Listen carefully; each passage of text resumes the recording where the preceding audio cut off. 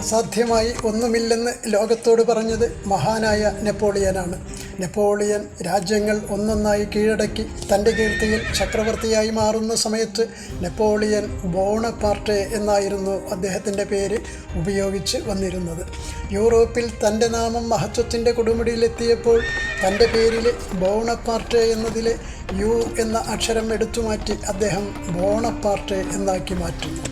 പേരിലെ ഈ അക്ഷരമാറ്റത്തിനു ശേഷം യുദ്ധങ്ങളിൽ വിജയം മാത്രം ശീലിച്ച നെപ്പോളിയൻ്റെ സൈനിക രാഷ്ട്രീയ തീരുമാനങ്ങളിൽ ക്രമേണ പാളിച്ചകൾ വന്നു തുടങ്ങി.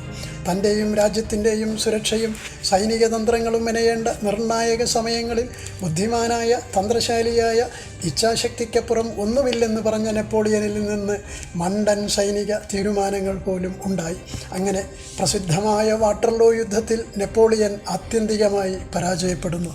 കബാല സംഖ്യാശാസ്ത്രമനുസരിച്ച് നെപ്പോളിയൻ ബോണപ്പാർട്ടെ എന്ന തൻ്റെ ഭാഗ്യദായകമായ പേരിൽ യു എന്ന അക്ഷരം വെട്ടിമാറ്റിയതോടെ അദ്ദേഹം തൻ്റെ സിംഹാസനം തന്നെ വെട്ടിമാറ്റുകയായിരുന്നു എന്ന് തന്നെ പറയാം.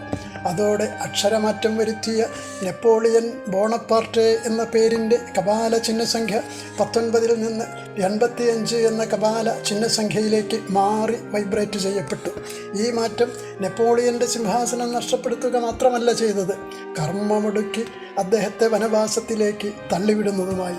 പേരിലെ ജീവനിഗൂഢ സംഖ്യയുടെ വിധി അന്വർത്ഥമാക്കും വിധം ബ്രിട്ടീഷ് സൈന്യം സെയിൻറ്റ് ഹെലീന എന്ന ദ്വീപിലേക്ക് നെപ്പോളിയനെ നാടുകടത്തി. ഏതാനും വർഷങ്ങളിലെ ഏകാന്തവും യാതനാപൂർണവുമായ ജീവിതത്തിനിടയ്ക്ക് 51-ാം വയസ്സിൽ നെപ്പോളിയൻ മരണപ്പെടുന്നു.